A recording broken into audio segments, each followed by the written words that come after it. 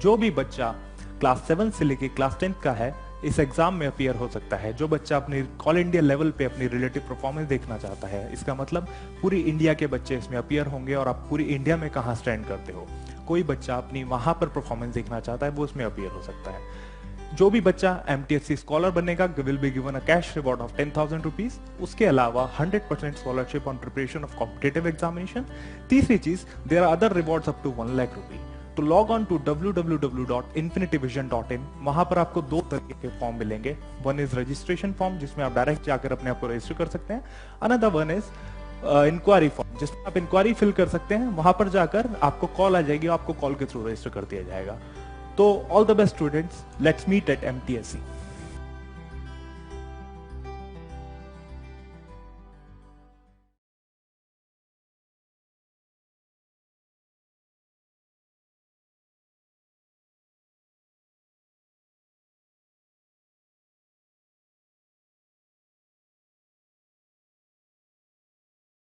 में हम लोग क्वेश्चंस को आगे बढ़ा रहे हैं, ठीक है।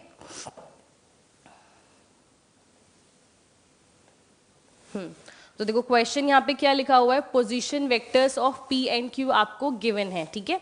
P और Q के पोजीशन वेक्टर गिवन है। अच्छा, पोजीशन वेक्टर क्या होता है? पोजीशन वेक्टर होता है, ये कोई पॉइंट P है 3D में, 3 डायमेंशन में कोई पॉइंट है।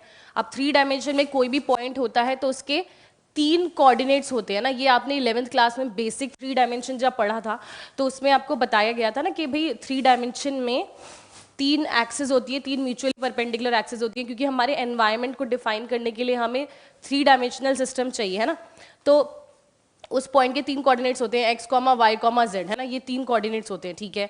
तो पोजीशन वेक्टर क्या होता है? जब हम ओरिजिन को ज्वाइन कर दें P से और ये जाएगा P की डायरेक्शन में इस तरह से, है ना, ऐसे नहीं जाएगा, डायरेक्टेड टुवर्ड्स P होता है। तो जो OP वेक्टर है ना, इसको हम बोलते हैं, ये होता है position vector. Position vector, so OP vector is what? Position vector. तो देखो OP वेक्टर आता क्या है? OP वेक्टर आएगा आपके पास xi plus yj plus zk, ये आ जाता है एक तरह से। जो भी कोऑर्डिनेट्स उसके आगे हमने i j k लगा दिया, ठीक है। कैसे आता है? क्योंकि आप P में से माइनस करोगे एक तरह से, x माइनस 0 करोगे x आएगा, y माइनस 0 करोगे y आएगा, z माइनस 0 करोगे z आएगा, ठीक है। अब मान लो चलो एक ये, अच्छा मैं इसको x1i ये भर देती हूँ, x1i कैप और y1j कैप z1k कैप, ठीक है। तो इसको मैंने x1 y1 z1 ले लिया, ठीक है। लेट्स से OQ वेक्टर एक और है मेरे पास, ठीक है। जो क्वेश्चन है यहाँ पे हमें डिस्टेंस बताना है दो वेक्टर्स के बीच में। So distance between two vectors हम लोग कैसे निकालेंगे ना। तो OQ जो वेक्टर है, मान लेते हैं Q कोई पॉइंट है, उसके कोऑर्डिनेट्स हैं x2 y2 z2, ठीक है। तो जो OQ वेक्टर होगा बच्चों वो कितना बन जाएगा? देखो OQ वेक्टर हिसाब से OP वेक्टर जैसे ये बना, OQ वेक्टर कितना बन जाएगा? ये बन जाएगा x2i plus y2j plus z2k बन जाएगा, ठीक है। अच्छा, तो अब अगर मुझे यहाँ पे ये वेक्टर बताना है, लेट्स से मुझे ये वाला वेक्टर बताना है, ये वेक्टर है ना।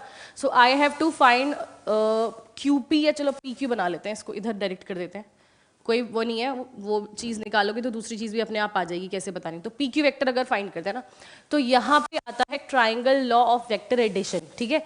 क्या होता है triangle law of vector addition? देखो फॉर एग्जाम्पल हमारे पास एक ट्राइंगल है, ट्राइंगल ABC, ट्राइंगल ABC, और इस तरह से उसके वेक्टर्स डायरेक्टेड है। देखो ये वेक्टर इस तरह से है, ये यहाँ जा रहा है और ये इस तरह से जा रहा है ना। तो ट्राइंगल ABC, अभी तक हमने ट्राइंगल तो बहुत बार पढ़ा है पर वेक्टर में नहीं देखा होगा।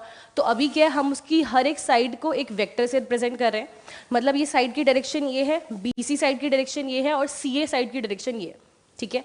और अब ये आपने फिजिक्स में भी पढ़ा होगा कि देखो जब हम किसी पॉइंट से बिगिन करते हैं, तो अगर मैं ऐसे पूछूं आपसे, देखो AB plus BC vector plus CA vector, ये कितना होगा? AB vector plus BC vector plus CA vector कितना होगा? ये नल वेक्टर होगा ना, ये होगा नल वेक्टर। नल वेक्टर क्यों? क्योंकि हमने उसी पॉइंट से शुरू किया और हम वहीं तो वापस चले गए। तो अफेक्टिवली हम देखें तो हम तो जीरो चले हैं ना, हमने जीरो डिस्प्लेसमेंट तय किया यहाँ तक। डिस्प्लेसमेंट जब हम लोग पढ़ते हैं फिजिक्स में, तो हम डिस्प्लेसमेंट में क्या देखते हैं कि डिस्प्लेसमेंट में इनिशियल पॉइंट और फाइनल पॉइंट मैटर करता है। तो हम क्या करते हैं, इनिशियल फाइनल में जो डिस्टेंस है वो देखते हैं ना। तो वही चीज़ है कि AB plus BC plus CA से आप वापस से A पॉइंट पे आ गए, तो ओवरऑल कुछ नहीं, ये नल वेक्टर के बराबर होगा। क्योंकि एक तरह से ये AA वेक्टर ही तो हो गया, कि आप ए से ए पे ही रहे हो, ठीक है, तो ये होता है नल वेक्टर। सो नल वेक्टर क्या होता है? जिसका मैग्नीट्यूड 0 होता है, ठीक है, ओके। तो यहां से ये चीज आ गई। अच्छा, तो मैं सी ए वेक्टर को क्या लिख सकती हूँ? देखो, सी ए वेक्टर को हम लोग माइनस ए सी वेक्टर लिख सकते हैं। कैसे लिख सकते हैं? क्योंकि अगर कोई वेक्टर इस तरह से है, मान लो ये सी पॉइंट है, ये पॉइंट है, ये सी ए वेक्टर है ना, तो सी ए की डायरेक्शन ये है। तो अगर मुझे ए सी जाना है, अब मैं चाह रही हूँ कि मैं ए से सी जाऊं, इस तरह से ए से सी, तो अगर हम डायरेक्शन को रिवर्स कर देंगे तो मैग्नीट्यूड तो वेक्टर का उतना ही रहा। डायरेक्शन रिवर्स करने के लिए क्या करना होता है? हमें उसे नेगेटिव नंबर से मल्टीप्लाई करना होता है ना। तो जब आप नेगेटिव नंबर से मल्टीप्लाई करते हो तो वेक्टर की डायरेक्शन चेंज हो जाती है, एकदम उल्टी हो जाती है।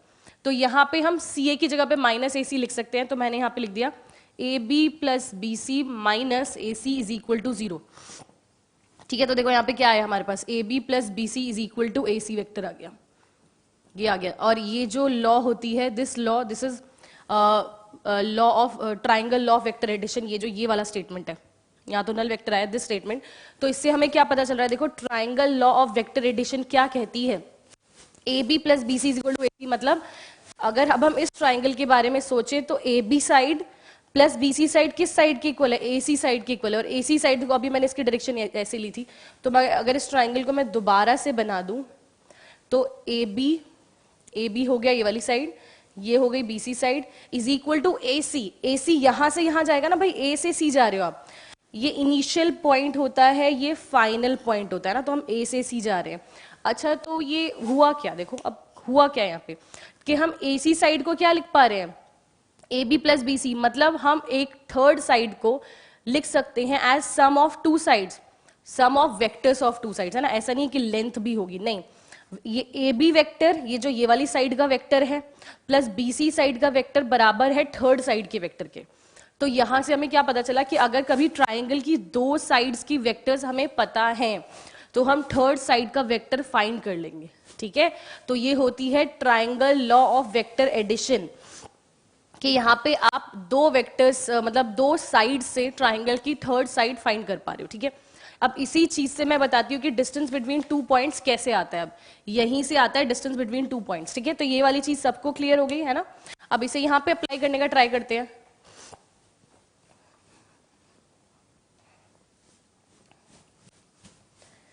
तो क्या आया हमारे पास कि A B plus B C is equal to A C, मतलब कैसे? देखो, आप ऐसा सोचो कि आप ए से बी गए, आप बी से सी गए, है ना। और अगर हम इस तरह से गए ना, और यही चीज यहां से यहां, यहां से यहां, और यही चीज सोचो तो आप इस पॉइंट से एक तरह से अफेक्टिवली सी पे आए हो, है ना। और जो ये थर्ड साइड है वो सीधे से उस काम को कर रही है, वो सीधे से वहीं आ रही है, एक तरह से वही डिस्प्लेसमेंट डायरेक्टली कवर कर रही है। इसलिए ए बी और बी सी का काम ऐड करके सीधे ए सी ने कर दिया ना। तो कभी भी ट्राइंगल में अगर हमें लगाना है तो हमें क्या देखना है कि कौन सी दो साइड्स, ये दोनों साइड अगर ऐसे जा रही है तो इसका मतलब ये जो साइड इधर से इधर जा रही है ना, जो उन दोनों का काम कर रही है वो उन दोनों के सम के इक्वल होगी, वेक्टर सम के, ठीक है। So this is equal to their vector sum. तो यहां पे अब हम क्या बोल सकते हैं? देखो, यहां पे जो हमने लगाया, ये जो ओपी है, ओपी इधर जा रहा है, ठीक है, ओपी है ये चीज, दिस इज पी क्यू। तो ओपी प्लस पी क्यू किसके इक्वल होगा? ओपी प्लस पी क्यू किसके इक्वल होगा? क्या ये ओ क्यू के इक्वल होगा? सोचो, क्या ये ओ क्यू के इक्वल होगा? हाँ, बिल्कुल होगा। कैसे होगा? देखो, वही लगाया हमने, ट्राइंगल लॉ ऑफ एडिशन ही लगाया है। इस ट्राइंगल में ये ओपी क्यू ट्राइंगल है, ये ओपी साइड इधर जा रही है, ओपी जो वेक्टर है, पी क्यू वेक्टर इधर जा रहा है, और देखो ओ क्यू वेक्टर सीधे वहीं चला गया ना। इन दोनों ने मिलके जहां तक ये पहुंचे, ये थर्ड साइड वाला वेक्टर सीधे वहां पहुंच गया, तो ये उन दोनों के वेक्टर सम के इक्वल है, इसलिए, ठीक है। तो OP plus P Q is equal to कितना होगा? ओ क्यू होगा, ठीक है। तो यहां पे देखो, अब अगर हम देखें तो पी क्यू वेक्टर कितना निकल गया? पी क्यू वेक्टर आ गया कितना? O Q minus OP vector. Now this is a very important result, है ना, ये बहुत इंपॉर्टेंट रिजल्ट है। पी क्यू वेक्टर आया ओ क्यू माइनस ओपी, मतलब अब कभी भी आपको अगर एक वेक्टर निकालना है from one point two another point, तो हम क्या करेंगे? ओ क्यू माइनस ओपी, मतलब जो ये वाला आपका बाहर वाला बाद वाला पॉइंट है ना, तो इसका पोजीशन वेक्टर माइनस पहले वाले पॉइंट का position vector. So this is final minus initial, final minus initial, ठीक है। तो ये क्या लिखा हुआ है हमारे पास? फाइनल माइनस इनिशियल, ठीक है। So this is final minus initial, so final point minus initial point, so final था ओ क्यू, क्योंकि आप पी से क्यू जा रहे हो तो अगर आपको पी क्यू वेक्टर लिखता है, अब आपको ये सब सोचने की जरूरत नहीं है, अगर आपको कोई वेक्टर लिखना है तो फाइनल माइनस इनिशियल कर देंगे। अब चलो क्वेश्चन पे चलते हैं, क्वेश्चन में क्या लिखा हुआ है। अब क्वेश्चन में आपको पी और क्यू गिवन है, क्या क्या है ना, तो यहाँ पे अब आप पी क्यू वेक्टर सीधे से लिख सकते हो ना भाई, क्योंकि उनके बीच में डिस्टेंस बताना है। देखो डिस्टेंस क्या होगा, जब आपने पी क्यू वेक्टर लिख दिया, ये तो पी क्यू वेक्टर है ना, तो ये पी क्यू वेक्टर ये हो गया, तो इनके बीच में डिस्टेंस मतलब क्या हो गया, इस वाली लाइन की लेंथ, पी क्यू वाला जो लाइन बनी है, जो लाइन सेगमेंट बना है एक्चुअली उसकी लेंथ, तो जो लेंथ हो जाएगी वो क्या हो जाएगी, वो हो जाएगी length of P Q vector, क्या हो जाएगा, वो हो जाएगा पी क्यू का मॉड, है ना। मॉड मतलब जो हम निकालते हैं ना, वो modulus of a vector, under root के अंदर A square plus B square plus C square, वो वाली चीज। तो यहाँ पे पहले तो मैं लिख देती हूँ पी क्यू वेक्टर क्या बनेगा। देखो पी क्यू वेक्टर क्या बनेगा, Q vector minus P vector, मतलब क्यू कितना है, minus i plus 2j minus 2k minus 5i plus 4j plus ak, है ना। यही चीज लिखी हुई है, ठीक है। तो पी क्यू वेक्टर कितना आ गया, देखो जब सब्ट्रैक्ट करते हैं हम वेक्टर्स को तो रेस्पेक्टिव होता है ना, तो माइनस आई माइनस 5i हो गया minus 6i plus 2i minus 4i हो गया माइनस 2j, और ये बन गया माइनस 2 माइनस 2a, है ना। तो ये बन गया प्लस, अगर मैं कॉमन ले लूँ तो नहीं, माइनस कॉमन ले लेते हैं तो बन जाएगा a प्लस 2k, ठीक है। तो ये आ गया पी क्यू वेक्टर। तो ऐसे ही अब हम पी क्यू वेक्टर की लेंथ भी बता पाएंगे ना। तो पी क्यू वेक्टर की लेंथ क्या हो जाएगी, इसका मॉड्यूलस, तो वो हो जाएगा अंडर रूट के अंदर माइनस 6 का स्क्वायर हो जाएगा 36, है ना, माइनस 2 का स्क्वायर हो जाएगा प्लस 4, क्योंकि हम स्क्वायर लेते हैं तो वो पॉजिटिव हो ही जाएगा ultimately, minus of A plus 2 का स्क्वायर लोगे तो वो प्लस में ए प्लस 2 का स्क्वायर हो जाएगा, ठीक है। और ये आपको कितना गिवन है बच्चों, ये आपको गिवन है 7, ठीक है। तो ये चीज है 7 के इक्वल, ठीक है, 7 के इक्वल है।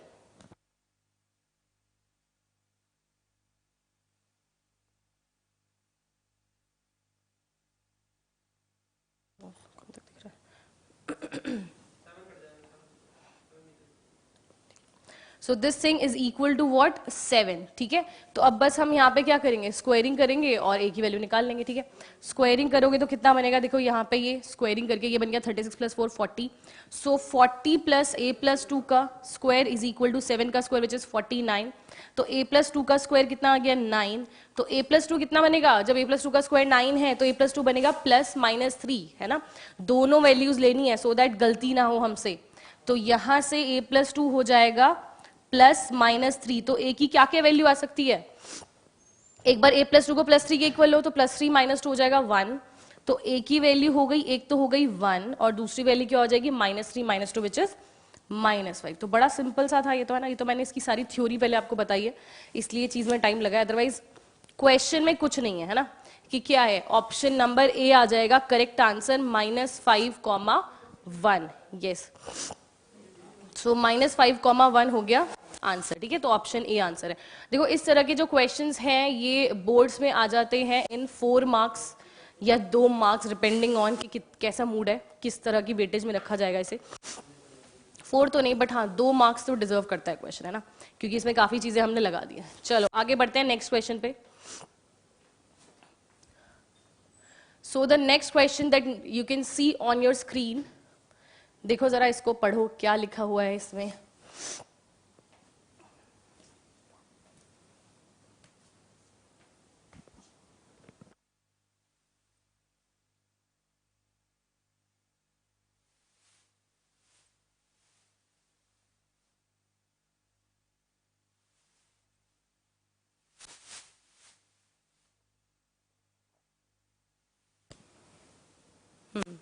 तो यहाँ पे देखो हमारे पास क्या है, in triangle ABC which of the following is not true, NCERT का क्वेश्चन है, बट क्वेश्चन अच्छा है और सीबीएसई में 1 मार्क में पूछा जा सकता है, क्योंकि triangle law of vector addition पे बेस्ड पूरी तरह से क्वेश्चन है। देखो तो अगर किसी को आपसे ट्राइंगल लॉ पूछनी है तो वो क्वेश्चन पूछ लेगा ना, तो उसे पता चल जाएगा आपको आती है या नहीं आती है, ठीक है। तो क्या लिखा हुआ है देखो यहाँ पे, सबसे पहले देखो ट्राइंगल के जो साइड्स है उनके एरोस किधर की तरफ है, क्योंकि वही डिसाइड करेंगे कि क्या बनेगा, ट्राइंगल लॉ किस तरह से लगेगी, है ना। देखो ये साइड का वेक्टर जो है इधर है, ए बी इधर की तरफ जा रहा है ना, देखो एरो इधर बनाओ इधर बनाओ इधर बनाओ कोई फर्क नहीं पड़ता, डायरेक्शन सही बनानी है, ठीक है। तो ये ए बी वेक्टर हो गया, ठीक है। ऐसे ही फिर ये बी सी वेक्टर यहां तक है, इस तरह से है ना डायरेक्शन, और ए सी वेक्टर में भी इधर की तरफ है, ठीक है, ए सी वेक्टर है, ठीक है। अभी अभी हमने ट्राइंगल लॉ पढ़ा है और मैंने आपको क्या बताया कि हमें क्या देखना होता है, देखो जो दो साइड्स फाइनली जहां तक गई हैं और तीसरी साइड जो है वो वहां तक, देखो A B plus B C, आप सोचो A B plus B C, A से लेके सी तक ही तो गया, ए पहले बी पे गया फिर बी से सी पर गया, ठीक है। तो फाइनली ए से सी ही गया वो डेस्टिनेशन, और जो ए सी साइड है वो एक ही बारी में वो पूरा काम कर रही है, वो ए से शुरू करके सी पे जा रही है। दैट्स वाई ए सी जो है वो A B plus B C के इक्वल है इफेक्टिवली, कि वो वेक्टर सम के इक्वल है। तो A B plus B C किसके इक्वल हो जाएगा हमारे पास यहाँ पे, ए सी के इक्वल हो जाएगा, ठीक है। This is triangle law of vector addition, triangle law क्योंकि ट्राइंगल पे लग रहा है, सिंपल सी बात है। और जब आपको दो वेक्टर्स पता है, मतलब दो साइड्स के वेक्टर्स पता है, तो आप थर्ड साइड का वेक्टर बहुत इजीली से बता सकते हो ना। इसी को हमने यूज किया दो वेक्टर्स के बीच में डिस्टेंस निकालने के लिए भी इसी से यूज किया था, है ना, जब वो पोजीशन वेक्टर हो गया था। तो ये चीज हो गई। तो देखो अब कौन सा ऑप्शन है, अब हमारे पास जितने भी ऑप्शन है ना उनमें आरएचएस में 0 है, तो हम क्या करते हैं ए सी को इधर ले आएंगे, तो कितना बन जाएगा A B plus B C minus A C is equal to 0, ठीक है। अब आपको बताना है कि इनमें से कौन सा वाला नॉट करेक्ट स्टेटमेंट है, तो पहले करेक्ट स्टेटमेंट्स को निकाल लेते हैं ना। तो देखो बी स्टेटमेंट ये वाला बन रहा है ना, तो बी ऑप्शन तो करेक्ट है, बी ऑप्शन हो गया करेक्ट। अच्छा, अब जो माइनस ए सी है उसको मैं माइनस ए सी को प्लस का सी ए लिख सकते हैं ना, क्योंकि अगर हम इन दोनों को इंटरचेंज करते हैं डायरेक्शन चेंज हो जाती है और आगे माइनस आ जाता है। तो ये क्या बन जाएगा, A B plus B C plus C A is equal to 0, ये बन जाएगा ना नल वेक्टर। तो ये स्टेटमेंट भी करेक्ट है। ये कौन सी है, ये ए स्टेटमेंट है। इसका मतलब ए ऑप्शन भी करेक्ट हो गया, ए और बी दोनों करेक्ट हो गए। अच्छा, अब देखो सी और डी में देख लेते हैं एक बार। सी ऑप्शन जो लिखा है वो तो ऑब्वियसली गलत हो जाएगा ना, क्योंकि ए और सी एक साथ तो सही नहीं हो सकते भाई, उसमें प्लस साइन है इसमें माइनस साइन है ना। तो ए ऑप्शन करेक्ट, तो यहाँ पे हमें दिख गया कि भाई सी ऑप्शन जो है ना which is it is incorrect, और हमें यही बताना था कौन सा नॉट ट्रू है, तो सी आ जाएगा हमारा answer, because this statement is not correct. D वाला क्यों करेक्ट है, क्योंकि डी वाले में उन्होंने क्या किया, यहां पे BC की जगह पे माइनस सी भी लिख दिया है ना, क्योंकि फिर से जब हम इन दोनों की पोजीशन को चेंज करेंगे वेक्टर ऐसे करके ऑपोजिट डायरेक्शन में चला जाएगा, आगे माइनस साइन आ जाएगा, ठीक है। तो ये होता है ट्राइंगल लॉ वेक्टर एडिशन, और आप किसी भी तरह से देखो इनकी डायरेक्शन चेंज कर सकते हो, बस एक बार करेक्ट स्टेटमेंट लिख लो, फिर जैसी जरूरत है क्वेश्चन में वैसा कर लो, ठीक है। चलो आगे बढ़ते हैं, next question. So now you can see question number 3 on your screen, है ना। देखो अब ये क्वेश्चन जो है ये 2016 बोर्ड्स में आया हुआ है, CBSE बोर्ड का क्वेश्चन है, और ये क्वेश्चन शायद से 4 मार्क्स का था, ठीक है, मुझे वेटेज नहीं याद है बट आई गेस 4 मार्क्स का क्वेश्चन था। तो यहाँ पे हमें क्या करना है, जरा पढ़ते हैं, देखो क्या करना है। 2 वेक्टर्स, आपको 2 वेक्टर दिए हुए हैं, represent 2 sides AB and AC respectively of a triangle लिखा हुआ है यहाँ पे, ठीक है, ऑफ अ ट्राइंगल ABC। तो हमें length of median through A बताना है। अच्छा देखते हैं जरा क्या करना है।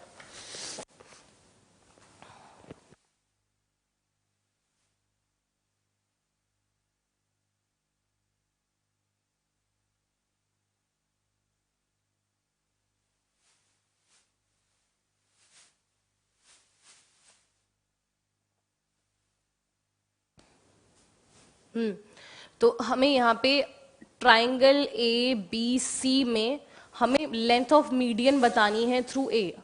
अच्छा, तो उसके लिए हमें क्या करना चाहिए, देखो इससे पहले अब यहाँ पे लगेगा, अभी तो हमने पढ़ा है triangle law of vector addition, है ना, बट हमारे पास 2 लॉज होते हैं। देखो लॉज ऑफ वेक्टर एडिशन में, laws of vector addition, there are 2 laws of vector addition, ठीक है।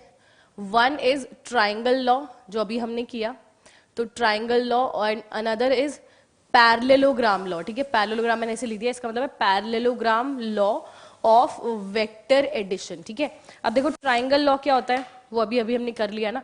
ट्राइंगल लॉ में ये साइड है, अब मैं साइड्स को ना इस तरह से लिख रही हूँ, साइड A है, ठीक है, जैसे साइड A ये इस तरह से जा रही है, this is side B and this is side C जो इधर से इधर सीधे जा रही है। तो हमें दिख रहा है ना कि A और B का काम अफेक्टिवली C कर रहा है, तो A plus B is equal to C होगा। ठीक है। So this is triangle law कि एक जो थर्ड साइड है वो वेक्टर सम के इक्वल होती है of the two other sides. तो इसका जो मैग्नीट्यूड होगा वो क्या होगा, देखो सी का मैग्नीट्यूड अगर हमें निकालना है तो वो a प्लस बी के मैग्नीट्यूड के इसके बराबर आ जाएगा, वेक्टर सम के मैग्नीट्यूड के बराबर आ जाएगा। ठीक है, तो आप एक्चुअली रिजल्टेंट निकाल रहे हो एक तरह से कि इन दोनों चीजों का रिजल्टेंट ये है। ठीक है, जैसे फिजिक्स में हम लोगों को काफी क्वेश्चंस में रिजल्टेंट फोर्स निकालना होता है। ठीक है, मैथ्स में रिजल्टेंट ज्यादातर नहीं पूछा जाता है, बट फिर भी ये जो दोनों लॉज हैं ये रिजल्टेंट फाइंड करने के काम आती है ना। रिजल्टेंट का मतलब क्या होता है बच्चों, कि जो काम इन दो वेक्टर्स ने किया वो काम एक अकेला वेक्टर कर दिया ना उतनी ही पावर के साथ। तो इसका मतलब वेक्टर में क्या चाहिए होता है, और मैग्नीट्यूड एंड डायरेक्शन चाहिए होता है ना। मतलब इन दोनों ने जितना मैग्नीट्यूड और जैसी डायरेक्शन दी वो काम अकेला वेक्टर कर जाए। तो ये जो सी वेक्टर है, देखो डायरेक्शन तो इसने दे दी, वहां यहां से यहां जाना था चला गया, और मैग्नीट्यूड इसका इसके इक्वल आ जाएगा। ए प्लस बी का जो वेक्टर आएगा उसका जो मैग्नीट्यूड आएगा वो सी के मैग्नीट्यूड के इक्वल होगा।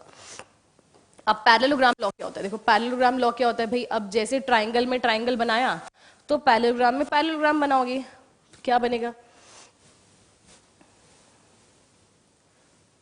इस तरह से एक पैरेललोग्राम बना दिया हमने। ठीक है, अब देखो यहाँ पे लेट से मैं नेमिंग कर देती हूँ A B C D, this is a parallelogram. ठीक है, तो ये ए बी साइड हो गई इस तरह से, ये बी सी साइड हो गई। ठीक है, तो अगर मैं ए सी डायगनल बना दूं, देखो ए सी डायगनल को मैंने कंप्लीट कर दिया, ऐसे ये साइड है इस तरह से और ये साइड है, तो ये पैरेललोग्राम में हमें साइड्स गिवन है। अब ठीक है, अब हमें पता है देखो कि ए बी, अभी अभी तो हम पढ़ के आए हैं ट्राइंगल लॉ, तो अगर ये ट्राइंगल ए बी सी को मैं सोचूं इसके बारे में, तो ट्राइंगल ए बी सी में बच्चों हमें क्या दिख रहा है कि ये ए सी की डायरेक्शन मैंने ऐसे कर दी कि हम ट्राइंगल लॉ लगाएंगे तो क्या मिलेगा हमें कि A B plus B C किसके इक्वल मिलेगा भाई, A B plus B C किसके इक्वल मिलेगा, ए सी के इक्वल ही तो मिलेगा। ठीक है, A B plus B C vector is equal to A C vector, और पैरेललोग्राम में जो ऑपोजिट साइड्स होती हैं वो इक्वल एंड पैरेलल होती है ना। तो इसका मतलब जो बी सी वैक्टर है उसको क्या हम ए डी वैक्टर के इक्वल बोल सकते हैं, देखो बी सी वैक्टर को क्या हम ए डी वैक्टर के इक्वल बोल सकते हैं, हाँ बिल्कुल बोल सकते हैं। इसमें क्या है, क्योंकि अगर दो वेक्टर्स इक्वल है तो उनके इक्वल होने के लिए क्या लगता है, मैग्नीट्यूड एंड डायरेक्शन ही तो लगता है। तो दोनों पैरेलल है, डायरेक्शन सेम हो गई, सेम डायरेक्शन में जा रहे हैं, एंड मैग्नीट्यूड भी सेम है क्योंकि इक्वल है। तो इसका मतलब मैं बीसी की जगह पे यहाँ पे ए डी लिख सकती हूँ ना। तो ये क्या बना, A B plus A D is equal to बन गया ए सी, है ना। ये चीज बन गई कि A B plus A D is equal to है A C, A B plus A D is equal to A C. तो ये कोई नया सा स्टेटमेंट दिख रहा है, बट देखो अब इसे नए नजरिए से सोचो कि क्या बना यहाँ पे, A B plus A D बराबर आ गया ए सी के, मतलब कि ये जो दोनों साइड्स ऑफ पैरेललोग्राम हैं इनका जो वेक्टर सम है वो किसके इक्वल आ गया, इनके बीच से जाने वाली डायगोनल के इक्वल आ गया, है ना। तो यहाँ पे जो डायगोनल है वो रिप्रेजेंट करती है resultant of these two vectors. ठीक है, तो पैरेललोग्राम लॉ हमें ये बता रही है कि भाई जो डायगोनल AC है, जो लॉन्गर डायगोनल आई है यहाँ पे, ठीक है, वो रिप्रेजेंट कर रही है यहाँ पे क्या, resultant sum of two vectors A B plus A D is equal to A C. ठीक है, तो ये चीज बन गया हमारे पास कि यहाँ पे अच्छा कि जो डायगोनल है वो इसके इक्वल आई। अच्छा, और एक और चीज हमें क्या पता है, अगर मैं दूसरी भी डायगोनल बना दूं, दूसरी वाली डायगोनल बना देते हैं, ये डायगोनल बना दी। ठीक है, अच्छा लेट्स से इस डायगोनल की डायरेक्शन मैंने ये रख दी, ये वाली डायरेक्शन रख दी। ठीक है, तो अब अगर मैं सोचूं कि भाई पैरेललोग्राम में जो डायगोनल्स होती हैं वो क्या करती हैं, बाइसेक्ट करती हैं, है ना। पैरेललोग्राम में जो डायगोनल्स हैं वो बाइसेक्ट करती है, तो इसका मतलब ये जो पॉइंट है ये मिड पॉइंट होगा ना, ये जो पॉइंट है ये इस वाली डायगोनल का मिड पॉइंट होगा, इसके दोनों पार्ट्स इक्वल, और जो दूसरी वाली डायगोनल है उसका भी मिड पॉइंट होगा, मतलब ये दोनों पार्ट्स भी इक्वल होंगे। ठीक है, समझ आई वाली चीज कि क्या कहा जा रहा है कि पैरेललोग्राम में डायगोनल्स एक दूसरे को बाइसेक्ट करती हैं। तो ये जो पॉइंट है, चलो इस पॉइंट को मैंने M बोल दिया, M is the intersection of the diagonals. तो ये जो पॉइंट M है इसका मतलब, अब अगर हम ट्राइंगल ADB के लिए सोचें, ठीक है, ट्राइंगल इसी क्वेश्चन की बात चल रही है। ठीक है, तो एक क्वेश्चन को करने में काफी सारे कॉन्सेप्ट्स यूज होते हैं, तो देखो इस क्वेश्चन को करने के लिए पैरेललोग्राम लॉ का स्टेटमेंट आपको पता होना चाहिए, और उससे एक और चीज पता होनी चाहिए, वो क्या कि ट्राइंगल ADB में हमें पता है, अच्छा हमें कौन सा ट्राइंगल, हमें ट्राइंगल ABC बोला है ना, तो हम देख लेंगे। चलो अभी मैंने ADB ट्राइंगल बोला, तो ADB ट्राइंगल में देखो AB साइड है, ठीक है, AD साइड है, ओके कोई दिक्कत नहीं है, दोनों साइड्स आ गए हमारे पास, और हमें पता है कि A B plus A D A C होता है। चलो और बोलते हैं और क्या करना है। और जो ये ए एम है इस ट्राइंगल के लिए, जो ए एम है वो मीडियन है। क्या वो मीडियन है? हाँ बिल्कुल, ए एम इस ट्राइंगल के लिए, इस वाले ट्राइंगल के लिए मीडियन है। क्यों मीडियन है? क्योंकि वो सामने वाली साइड को दो इक्वल पार्ट्स में डिवाइड कर रही है, दैट्स वाई। तो यहाँ पे ए एम इज मीडियन है ना, हमें ये भी पता चल गया कि ए एम जो है मीडियन है। अच्छा मीडियन है और मीडियन तो है ही, और ए सी की डायरेक्शन में है, तो ए सी का कितना पार्ट है ए एम? ऐसे अगर सोचोगे, क्योंकि हमें ये भी पता है ना भाई ए एम जो है वो इस एम सी इस वाले पार्ट के इक्वल है ना, this is equal to this. तो अगर मुझे ए एम सोच रहा है तो वो ए सी का कितना होगा? हाफ, है ना। तो ए एम क्या हो गया भाई? ए एम हो गया ए सी बाई 2, मतलब मैग्नीट्यूड में भी और डायरेक्शन में भी, क्योंकि डायरेक्शन तो वही सेम रहेगी ए एम और ए सी की, और मैग्नीट्यूड की बात करेंगे तो उसका हाफ होगी। तो यहां से देखो हमें मीडियन की लेंथ पता चल गई है ना, कि आप किसी ट्राइंगल में मीडियन की लेंथ बच्चों किस तरह से फाइंड कर सकते हो। कैसे फाइंड कर सकते हो? देखो कुछ भी नहीं है मीडियन की लेंथ फाइंड करने में, अगर हमें दो साइड्स पता है, ठीक है, सामने ये वाली दो साइड्स पता है, उनके बीच से जाने वाली आपको मीडियन अगर बतानी है तो वो कितनी बनेगी? देखो वो मीडियन ए सी बाई 2 आ गई, और ए सी क्या है? A B plus B D by 2। तो अगर मैं इसको फाइनली अब लिख दूं कि मीडियन क्या बन गई, तो मीडियन बन गई है ए एम, और वो इक्वल हो गया है A B plus A D by 2, A B plus A D by 2, ठीक है। मतलब क्या है? जो मीडियन है वो अपने साइड वाली, जो इससे इधर से जाने वाली साइड्स है, को इनिशियल वेक्टर्स बोल सकते हो ना, क्योंकि सारे सेम ही पॉइंट से पास कर रहे हैं। देखो ये पॉइंट सबका इनिशियल पॉइंट सेम है, तो इसके जो ये को इनिशियल वेक्टर्स है उनका सम डिवाइडेड बाय 2 के इक्वल होगी ए जो मीडियन है वो। यहाँ पे हमें उसकी लेंथ बतानी है ना इस क्वेश्चन में। चलो तो अब इस क्वेश्चन को करते हैं। तो दोनों लॉज ऑफ वेक्टर एडिशन हम लोगों ने कवर कर लिया, ठीक है, और टाइप्स ऑफ वेक्टर्स हमने कवर कर लिया। तो सारा जो वेक्टर अलजेब्रा का बेसिक है ना वो ऑलमोस्ट हम लोग कवर कर चुके हैं, ठीक है। अब इसके बाद जो मेन चीजें बचती हैं, अभी ऑल्दो हमें एक दो क्वेश्चन और करना है, इसके बाद जो मेन चीजें बचती हैं वो क्या होती हैं? Dot product and cross product.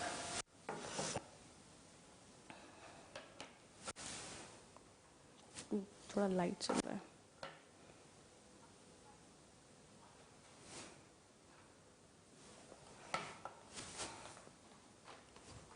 हाँ तो देखो अब इस क्वेश्चन में सोचो आपको क्या निकालना है। अब हमें ए बी सी ट्राइंगल दिया गया है और ए बी और ए सी साइड्स दी गई हैं, ठीक है।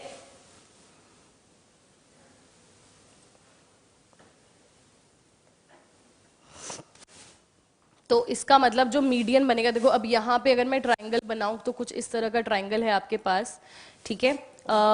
A B represent the sides A B and A C. तो ये ए बी साइड है, ये ए सी साइड है, this is A B side, this is A C side, है ना। तो length of median through A बताना है, मतलब हमें ये चीज बतानी है कि ए से पास करने वाली मीडियन की लेंथ क्या है। तो ये हो गई मीडियन। अगर मैंने इस पॉइंट को एम बोल दिया तो ए एम मीडियन, अभी अभी हमने पढ़ा कि भाई ए एम मीडियन की लेंथ क्या होती है? जो दो साइड्स उसके को इनिशियल हैं जो उसी पॉइंट से पास कर रही हैं उनका सम डिवाइडेड बाय 2 वेक्टर आता ही है ना, ये अभी तो वेक्टर आया। ए बी प्लस ए सी इनके वेक्टर सम डिवाइडेड बाय 2 के इक्वल होता है, ये मीडियन का वेक्टर है, ठीक है, ये मीडियन का वेक्टर है। अब आपको ए बी और ए सी वेक्टर गिवन है, पुट कर दो इसमें, देखो दोनों का सम कितना बन रहा है, दोनों का सम कितना बनेगा, मैं डायरेक्टली ऐड कर देती हूँ, 3i बनेगा ना। j और j तो कैंसिल हो जाएंगे एक दूसरे से, j वाला पार्ट कैंसिल हो गया, और प्लस के और प्लस 4k कितना हो गया, प्लस 5k हो गया, ठीक है, प्लस 5k डिवाइडेड बाय 2, तो ये आ गया ए एम मीडियन का वेक्टर आ गया हमारे पास। पर हमसे पूछी क्या बच्चों, हमसे उसकी लेंथ पूछी। अब लेंथ ऑफ अ वेक्टर क्या होता है, उसका मॉड्यूलस। तो मतलब आपको क्या बताना है, इसका मॉड्यूलस बताना है, मतलब इसका मैग्नीट्यूड बताना है। तो ये एक ही चीज के लिए बड़े सारे टर्म्स होते हैं, देखो जैसे मैग्नीट्यूड ऑफ अ वेक्टर हो गया, या मॉड्यूलस ऑफ अ वेक्टर हो गया, या लेंथ ऑफ अ वेक्टर हो गया, सब एक ही के नाम, एक ही चीज के नाम है ना, कि लेंथ बता रहे हो आप एक तरह से। तो कितना बन जाएगी इसकी लेंथ, देखो कितनी बन जाएगी, ये कितना है, जो इसके कोफिशिएंट्स है वो क्या, चाहे तो आप 1/2 बाहर भी रख सकते हो, चलो अंदर ले जाते हैं। तो ये 3/2 और 5/2 बन गया, ठीक है। तो कितनी बन जाएगी लेंथ, अंडर रूट के अंदर 3/2 का स्क्वायर विच इज 9/4 प्लस 5/2 का स्क्वायर विच इज 25/4 है ना। देखो जे वाला तो कंपोनेंट यहाँ पे है ही नहीं, वो तो 0 है, तो हम अंडर रूट में a² plus b² plus c² जो करते हैं वही कर दिया है ना। b यहाँ पे 0 है। एलसीएम लोगे बच्चों 4 आ जाएगा और 25 + 9 हो गया 34।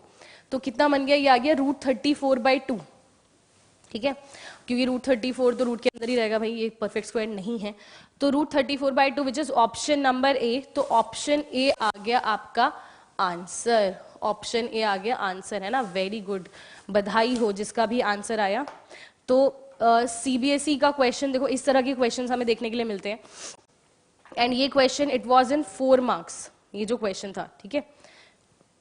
तो इस तरह के क्वेश्चंस हम एक्सपेक्ट कर सकते हैं देखो बोर्ड्स में, कि यहाँ पे हमने लॉ लगाया, पैरेललोग्राम लॉ, और उसी पे बेस्ड था, बट उन्होंने डायरेक्टली नहीं पूछा, उन्होंने मीडियन की लेंथ पूछी है ना।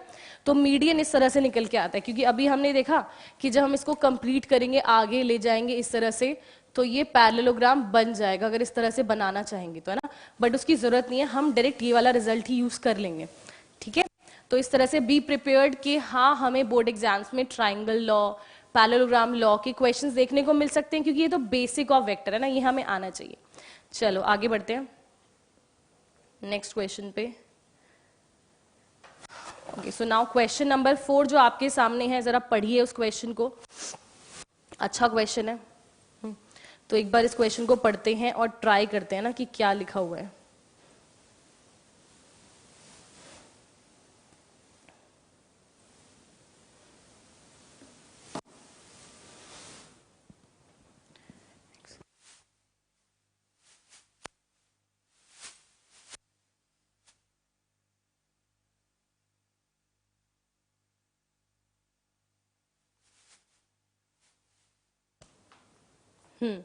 देखो यहाँ पे क्या लिखा हुआ है,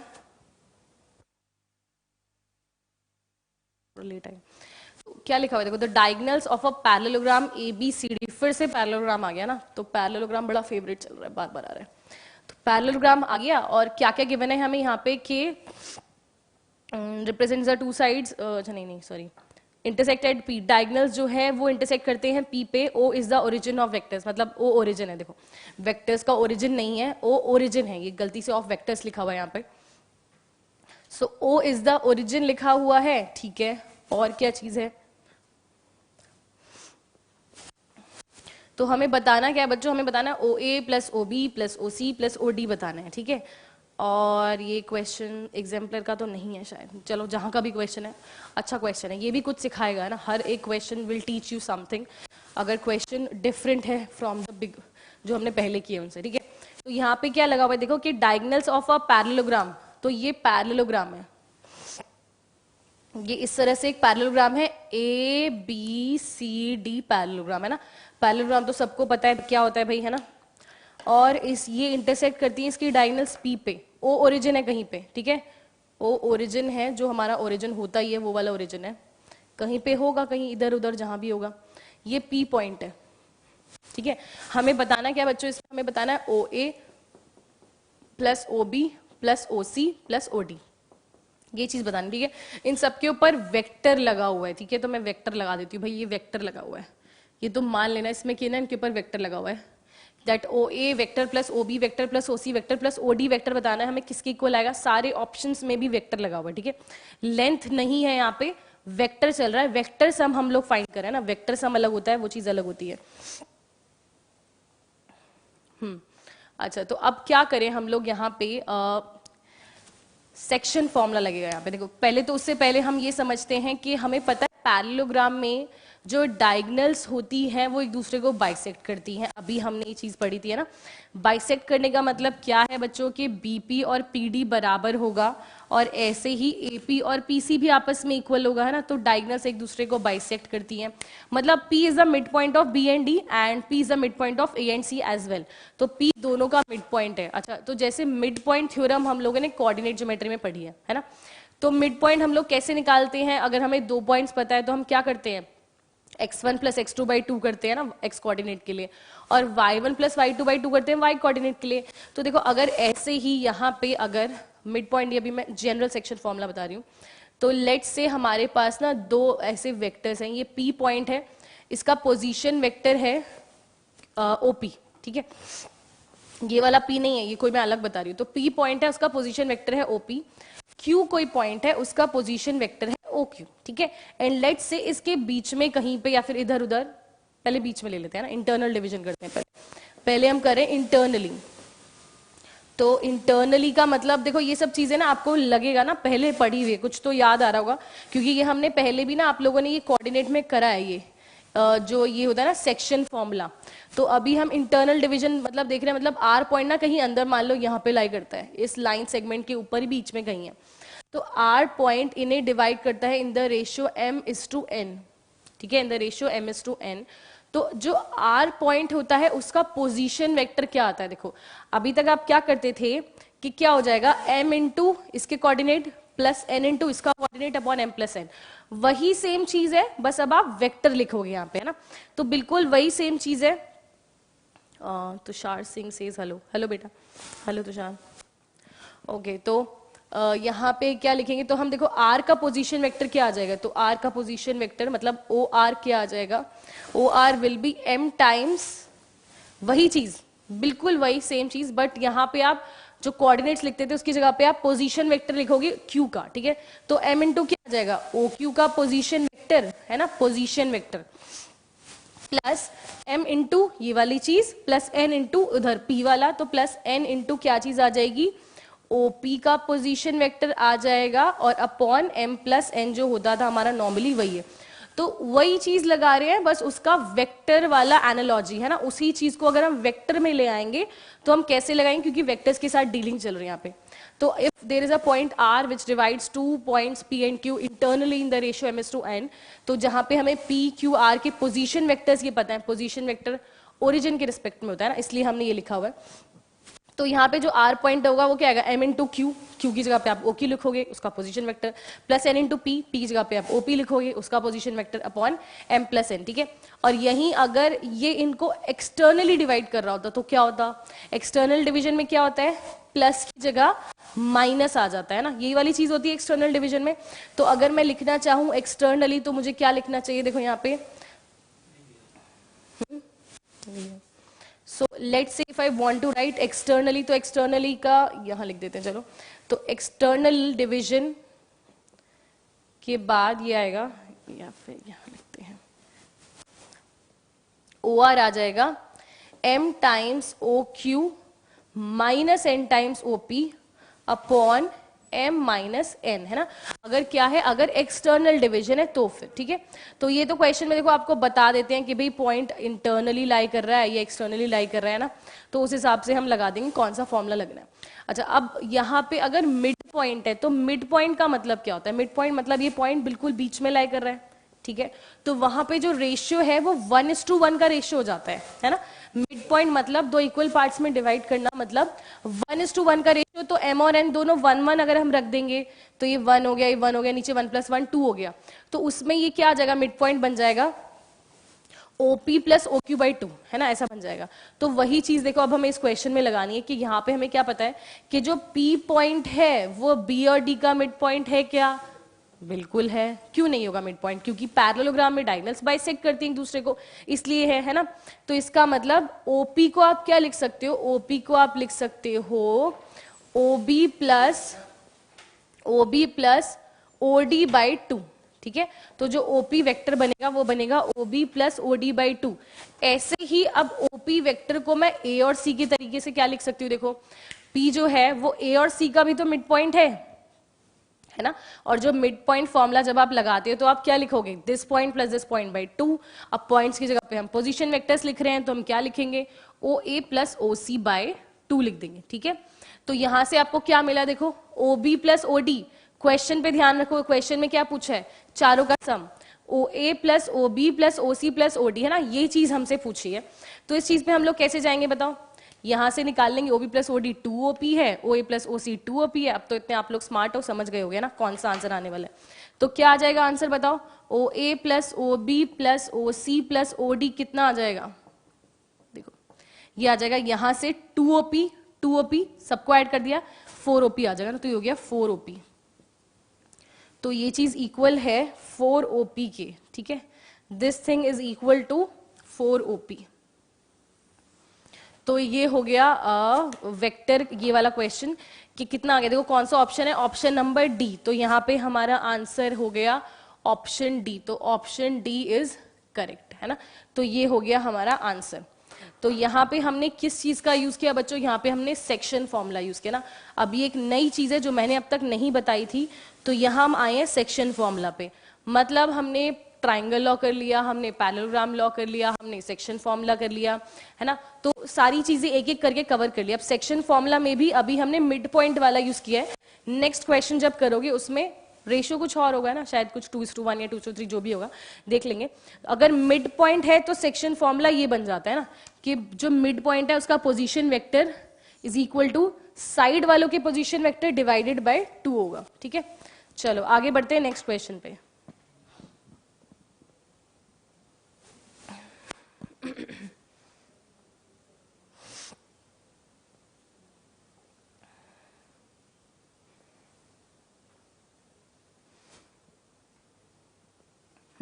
so now this is question number 5 before you.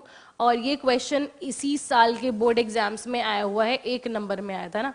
पर जब एग्जाम देते हैं तो हर एक नंबर इंपॉर्टेंट होता है, हर एक नंबर इंपॉर्टेंट होता है ना। तो इसलिए वहां पे 1 मार्क भी इंपॉर्टेंट है, क्योंकि देखो जो बच्चे ट्राई कर रहे होते हैं परफेक्ट स्कोर के लिए ना, करते हैं बहुत बच्चे होते हैं जिन्हें ये है कि भाई हाँ हमें मैथ्स पसंद है, तो हम अगर हमें 100 आउट ऑफ 100 लाना है तो वहां पे एक एक नंबर जरूरी हो जाता है। ठीक है, और ऐसा नहीं है सबके लिए जरूरी होता है। अगर कोई 32 पे अटका है तो उसके लिए भी जरूरी है, उसे 33 चाहिए पास होने के लिए। तो वहां पे 1 मार्क की इंपॉर्टेंस ना बहुत ज्यादा हो जाती है। तो देखो इस तरह के क्वेश्चन, मतलब हर एक क्वेश्चन इंपॉर्टेंट है, तो यहाँ से इस तरह के क्वेश्चन से आपको 1 नंबर मिल सकता है। क्या लिखा है देखो क्वेश्चन में, पढ़ते हैं जरा क्वेश्चन को। तो यहाँ पे हमारे पास क्या है, position vectors of 2 points A and B are.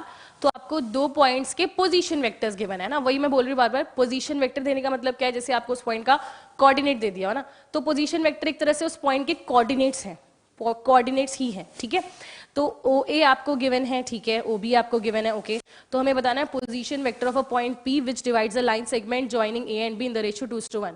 अब देखो इंटरनली एक्सटर्नली यहाँ पे नहीं बोला है, तो जब ना बोला जाए तो आप खुद से मानो कि इंटरनली है। ठीक है, जनरली अगर नहीं बोला जा रहा है तो हम मान के चलेंगे इंटरनली, अदरवाइज वो हमें प्रोवाइड कर देंगे। ठीक है, तो ये ए और बी को 2:1 के रेशियो में डिवाइड कर रहा है, अच्छा इंटरनली। अब वैसे ही क्वेश्चन 1 नंबर के ही लाएगा ना, ज्यादा कुछ करना भी नहीं है इसमें, क्योंकि आपको डायरेक्ट फॉर्मूला ही तो है, ये डायरेक्ट फॉर्मूला अप्लाई करना है। तो अगर एग्जाम में इस क्वेश्चन को करोगे, जब 1 मार्क का क्वेश्चन होता है, ठीक है, हमेशा समझो ऐसा नहीं है कि 1 मार्क के क्वेश्चन में और 4 मार्क्स के क्वेश्चन में सेम मतलब लाइंस भर के आओगे या सेम एक्सप्लेन करोगे, नहीं।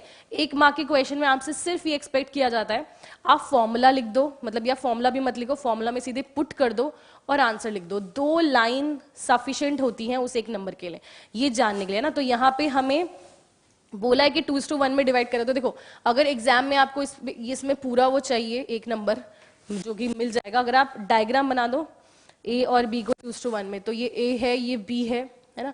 पी पॉइंट यहाँ पे कहीं होगा क्योंकि 2:1 के रेशियो में डिवाइड करा ना, ये इधर वाला रेशियो बड़ा है। सो पी डिवाइड करा है 2:1 में, तो डायरेक्टली अब हम यहाँ पे लिख देंगे कि ओपी कितना आएगा, ओपी आएगा 2 इंटू ओबी, है ना, 2 into O B vector. O B vector हमें पता है कितना है, 2i minus j plus 2k plus 1 into O A vector, है ना, 2 into O B vector plus 1 into O A vector.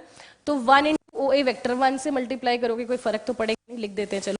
O A vector क्या है, ओ ए है 2i माइनस जे माइनस के, ठीक है, अपॉन, हाँ यही है। और अपॉन में क्या करना होता है हमें, m प्लस एन, मतलब 2 प्लस 1। ये कंप्लीट हो गया, बस सीधे अब आंसर लिख देंगे। तो अब आंसर क्या बनेगा, देखो वैसे एक स्टेप तो हमें लिखना ही पड़ेगा क्योंकि सम लिखना है। 2 इंटू 2 4i प्लस 2i हो गया 6i, 6i minus 2j minus j कितना बना, minus 3j plus 4k minus के कितना बना, प्लस 3k, है ना। और नीचे के आपके पास देखो 3 है, ये तो बहुत अच्छी बात है, सब 3 से कैंसिल हो जाएंगे। तो आप कॉमन लेके जब कैंसिल करोगे क्या बचेगा, 2i माइनस j प्लस के, ठीक है। तो ये आ गया हमारा answer 2i minus j plus के। दिस इज द आंसर, ठीक है। तो इतना ही लिखना है बस 1 मार्क के क्वेश्चन में। इससे ज्यादा अगर आप लिखेंगे तो 1 मार्क के क्वेश्चन से फिर क्या होगा, आपका आगे वाला जो एग्जाम है ना उसमें क्वेश्चंस रह जाने की, वो छूट जाते हैं क्वेश्चंस, फिर उसकी प्रोबेबिलिटी बढ़ जाती है। क्योंकि जो 6 मार्क्स के क्वेश्चन हैं वो काफ़ी बड़े बड़े होते हैं, उनमें टाइम लगता है, उनमें सिर्फ लिखने में नहीं, उनमें सोचने में भी टाइम लगेगा। ये ऐसे क्वेश्चन है जिनमें थॉट नहीं देना, सीधे लिख देना है। बट जो आगे 6 मार्क्स के क्वेश्चन है या जो 4 मार्क्स के क्वेश्चन है उसमें भी हो सकता है ऐसा क्वेश्चन आए कि आपको सोचना भी पड़ रहा है, फिर ऐसा नहीं ना सीधे लिख देंगे, हमें कहीं से देख के तो लिखना नहीं, हमें सोचना है। तो इसलिए इन क्वेश्चंस में ज़्यादा टाइम हमें नहीं देना चाहिए। और बेस्ट अप्रोच क्या होती है कि पहले हम 6 मार्क्स वाले क्वेश्चंस को कर दें, है ना, सब ज़्यादा वेटेज वही रखते हैं, सब ज़्यादा उल्टा पेपर अटेम्प्ट करें, दैट इज बेस्ट अप्रोच, कि पहले 6 वाले कर दें। क्योंकि अदरवाइज हम क्या करते हैं ना, अगर आप यहाँ से पेपर स्टार्ट करोगे तो शुरू में हमें लगता है कि बहुत टाइम है हमारे पास, क्योंकि अभी तो 3 घंटे हैं, बहुत टाइम है, तो हम ओवर एक्सप्लेन कर देते हैं। ये सबके साथ होता है, आपके साथ नहीं, मेरे साथ भी होता है। तो शुरू में हम जब ओवर एक्सप्लेन करेंगे तो ज़्यादा टाइम लगा देंगे, तो आगे वालों के लिए टाइम बचेगा नहीं, है ना। इसलिए हेलो मैम, दासू पढ़ा रही हूँ मैम, अच्छा ओके, तो ये चीज़ होगी, ठीक है। चलो, तो आज के लिए बच्चों हम लोग यहीं पे एंड करते हैं अपना सेशन, ठीक है। तो आज यहीं पे रखते हैं। और हमने जो वेक्टर्स है, आप अगर एनसीईआरटी से देखोगे तो जो उसके शुरू की 2 एक्सरसाइज हैं वहां तक का सारा कंटेंट हम लोग कर चुके हैं ना, फर्स्ट 2 एक्सरसाइजेज, क्योंकि हमने सारी लॉज ऑफ वेक्टर एडिशन कर ली है, और हमने सेक्शन फॉर्मूला कंप्लीट कर लिया है, और हमने टाइप्स ऑफ वेक्टर्स देख लिया है, ठीक है। यूनिट वेक्टर कैसे निकालते हैं, sum of vectors, difference of vectors, ये सब चीज हमने देख ली है। तो जो स्टार्टिंग 2 एक्सरसाइजेज हैं ऑफ एनसीईआरटी वो कंप्लीट हो गई हैं। अब आप एनसीईआरटी की वो 2 एक्सरसाइजेज आराम से कर लोगे ना, कहीं पे नहीं अटकोगे, कहीं पे भी नहीं अटकोगे। अब जो नेक्स्ट क्लास होगी उसमें हम लोग वेक्टर को आगे बढ़ाएंगे and dot product and cross product of vectors करेंगे, ठीक है। एक क्लास में वो खत्म कर देंगे and then vector will be done, फिर हम 3D स्टार्ट करेंगे, ठीक है। तो बच्चों आज के लिए यहीं पे एंड कर रहे हैं सेशन। Take care, bye.